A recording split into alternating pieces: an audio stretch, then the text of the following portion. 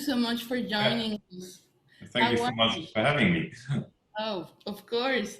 It's really an honor for us to talk to you, and with this exciting new novel, Miss Merkel, because of the timing of the publication and just like the sum up of so many years of good humor.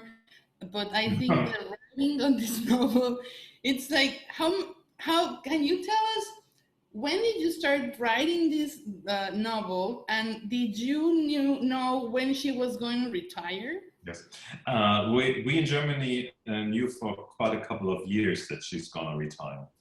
And then in the end of 2019, I talked with my agent. So what will she do after she retires? And nobody knows it. Still don't. So nobody knows what she's doing right now. So she doesn't hasn't told anybody, and it was like we knew she won't go to politics and she won't go into lobbying like the former chancellor we had, who's now working for Gazprom. But we hadn't any idea what she would do. And then afterwards, I came home and I saw an episode of Inspector Columbo. I don't know, with Peter Falk. Yes. And, yes. And I thought, well, this could be nice for her to solve murder mysteries when she's retiring. And then the next step was, okay, so then it was not a big leap to think about Miss Merkel of Agatha Christie. And then I thought, okay, this is a brilliant idea for a book and I want to write this. And then I wrote it, and in 2020, it came out in Germany last year, and now she is retired, and we still don't know what she is doing. And that's part of completes the funny part, no? Because she can actually be working, being an investigator. Yeah, she could do this. She could do this. Maybe she does it. Not right now. I don't know, but it's not impossible. And she's very smart, so everything fits in, no? Yeah, she is smart, and she's being underestimated by many people.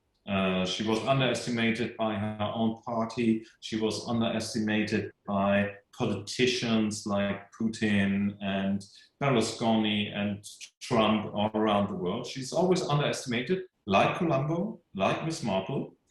And she's brilliant, like she's very intelligent. She is like those detectives. So and murderers are mostly sociopaths or psychopaths, and she has a lot of experience with these kind of people because she was in politics. So she has a lot on the plus side to be in the deck. Do you think the way she managed herself along throughout the years with these kinds of psychological patterns, that she knew how to manage them, how to make them, I don't know, just don't go off like a bomb? Yeah, I think she is.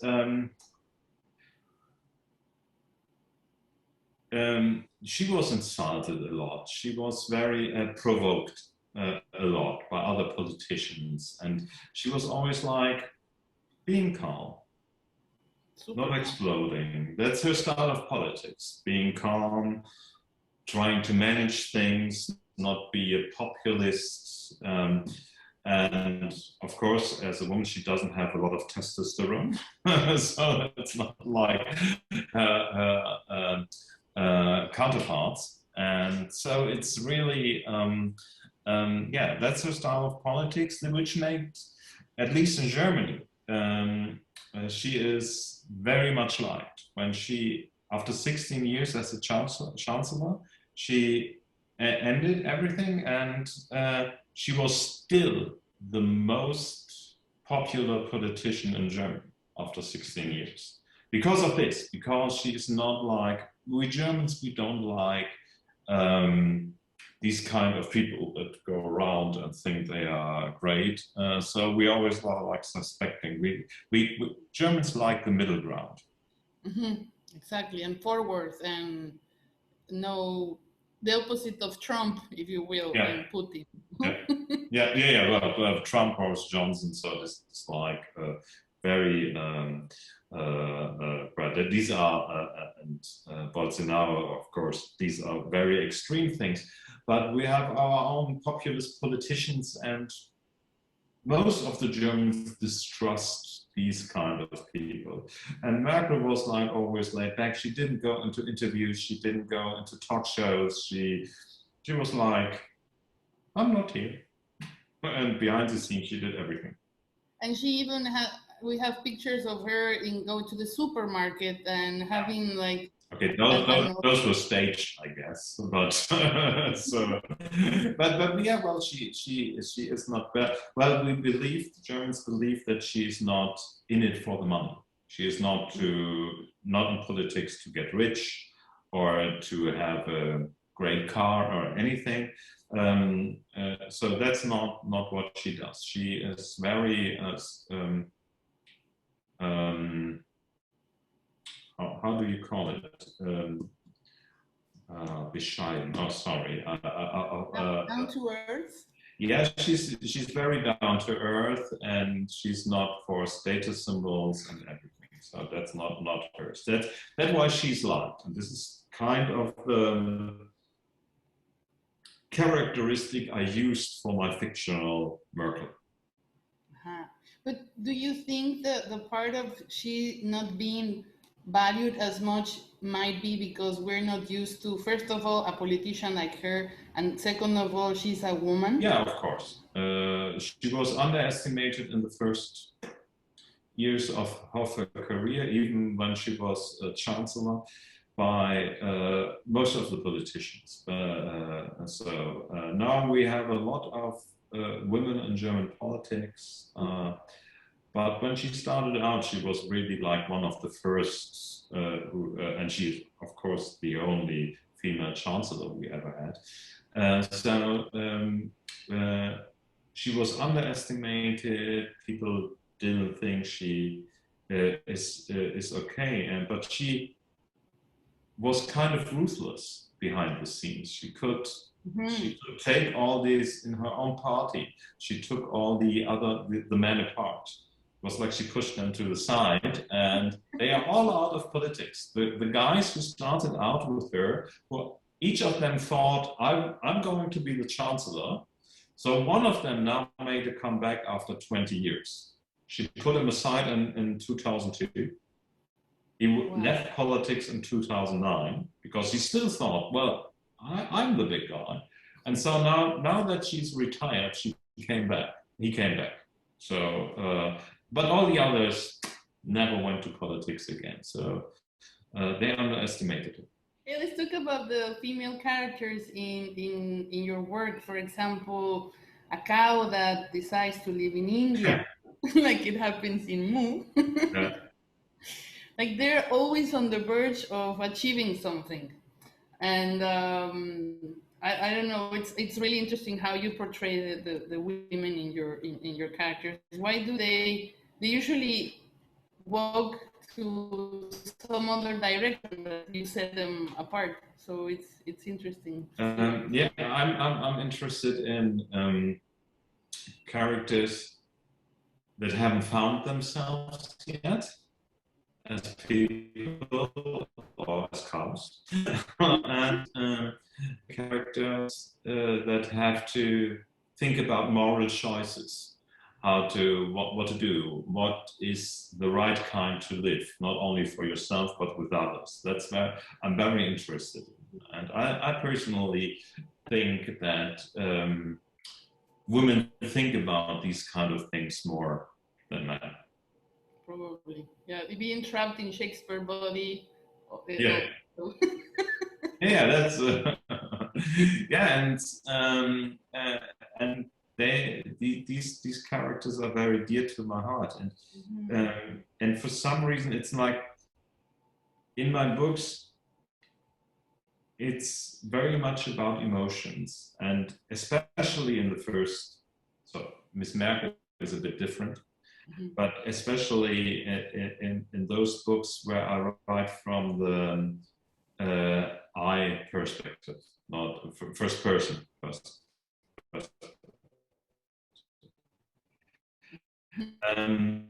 It's emotions.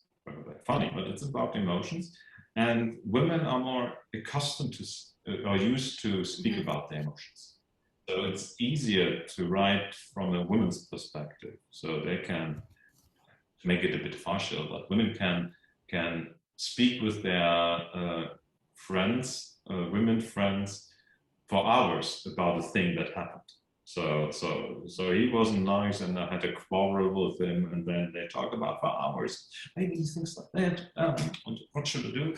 And it's our brain and the hormones. Yeah, and man, it's like, oh, my wife wants to divorce me. Oh, that's sad. So, did you see the football game last week? So that's like how men are talking. So it's easier to write from a perspective about emotions from women, or more natural. Okay, I get that. And I want to talk about the suspicion. I have the suspicion that the humor. I'm gonna read this because I have like tons of ideas, but it's better for me to read it. I have the suspicion that your humor is deeply marked by the clash between the characters who have no filter between what they think and what they say, just as happens with Merkel's husband, or sometimes with other characters in the novel. So a lot of tragic in the real world, and that's and a lot of humor is because of miscommunication, and what you say, what somebody said. Well, comedy is a tragedy that didn't happen to you, and so it's funny to laugh about miscommunication and misunderstandings and cultural clashes when they are not your own. So, but you can feel, okay, look, this is like something which is, I know this, I know how it is to talk to those kind of people. So, and I think that's a very universal thing. Yes, yeah, it is exactly how, yeah, and but also that's also good humor that translates to Yes. everywhere, no? Yeah, I think so. So humor, okay, of course, humor is slightly different in different countries. But when it comes to what I call the human comedy, or the emotional comedy, the human weaknesses and maybe strength, but comedy is mostly about the human weaknesses. And we can laugh with, I hope so, with my characters together. So not about them, oh, are they stupid? But it's like, okay, yes, that's how we are. And then you laugh about that. So, and this is like, I think it's a great way to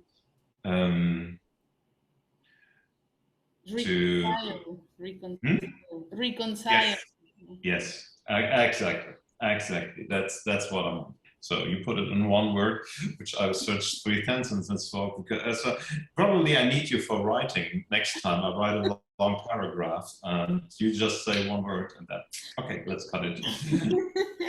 It will be my pleasure. I will give you my. So I want to talk about Woody Allen. I know you're admirer of his work.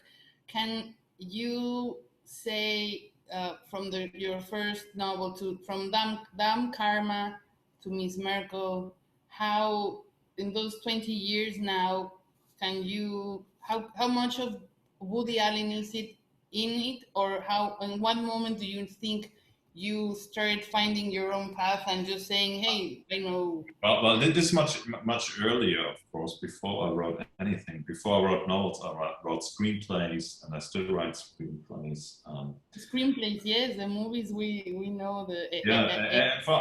I was not nominated, but didn't win on Saturday the Feroz Award for Best Screenplay in Spain for Love Gets Room. Our director won. Before our director won for Best Direction against Almodovar, so it is pretty good. El amor en su lugar. You can Google it. That's when in Spain. It's a Holocaust film. So it's like more. What are the influences when I was young, when I was a teenager? What is Woody Allen is like? Okay, this is. I read his short stories and how he phrased words. So of course I loved some movies of him, but I loved the short stories. So it was one of my influences. It was not like that I copy him or think about him every day when I wrote, but it was when I was a teenager. It was Woody Allen, it was Billy Wilder, it was Marvel Comics, it was Mad Magazine, so many stuff. My father, which I now is almost everything Jewish humor. So my father was a Jew in Vienna, so it's all this kind of influence which comes into the books, but I'm not thinking about it. And everybody writes different stories, so it's not like, oh, what would Woody Allen do? That's good. That's a good advice. Yeah, no. You start when you're a teenager. It's good to start out copying to understand how the masters did it. So if you draw, okay, let's draw a Liechtenstein, or draw, so to know how did they do it. But then you have to find your own way, because I think so. Now I'm talking about writing, but you are listening. But every. What makes us different as writers is what we can bring to the table from our own perspective. Like every human being is unique, so it's what we bring to the table. Everything else is craft. So craft and experience. Of course. I wanted. Well, I forgot to ask you a little bit about Angela Merkel's husband, which is also very. I'm sorry. I mean, it's funny because it's the archetype of what a husband should be, and we're seeing like their own thing, and it's really nice. So, but it's novel. Yeah, I don't want to give too much away, but it's a nice thing what you did. You have to know that he isn't in public, so he doesn't accompany her very often, or he didn't. So it's not like, and he doesn't give interviews. So you don't see this guy. So I guess half of the Germans don't even know that she's married. And I thought, okay, so he's a professor in real life for quantum chemistry or something very nerdy like this. And then I thought, okay, what kind of a man is supporting this life of his wife? Because it's a hard life. She's always away. She's on the world stage. She is probably like Rihanna, one of the most famous women in the world. Yes, and powerful, not only famous. And powerful. She's maybe as powerful as Rihanna. So, what kind of a husband leads a marriage with this kind of woman, and how can it work out?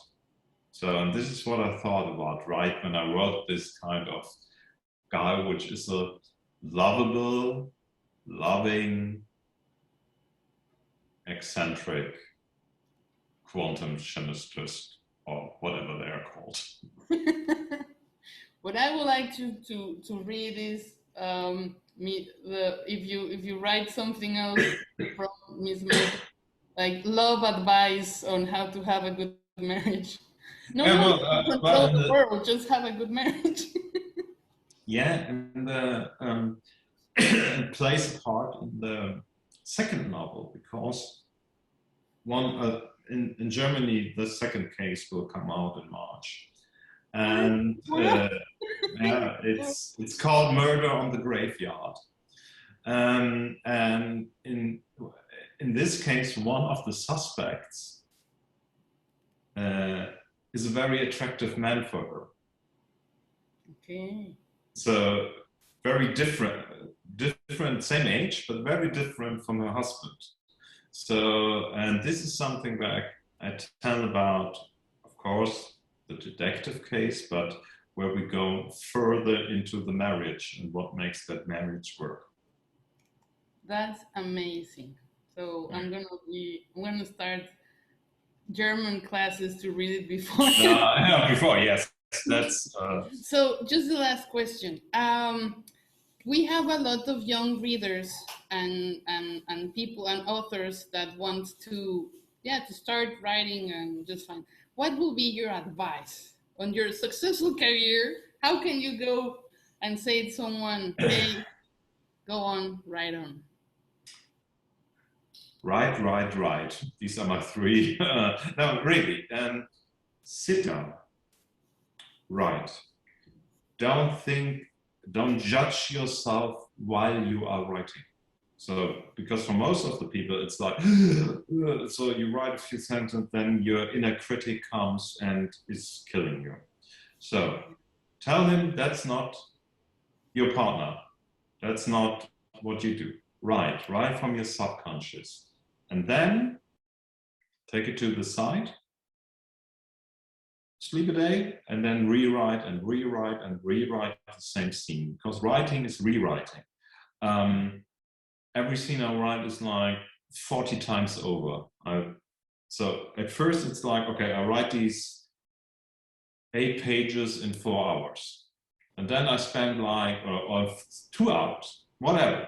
And then I spend like 2 days rewriting until they are in shape.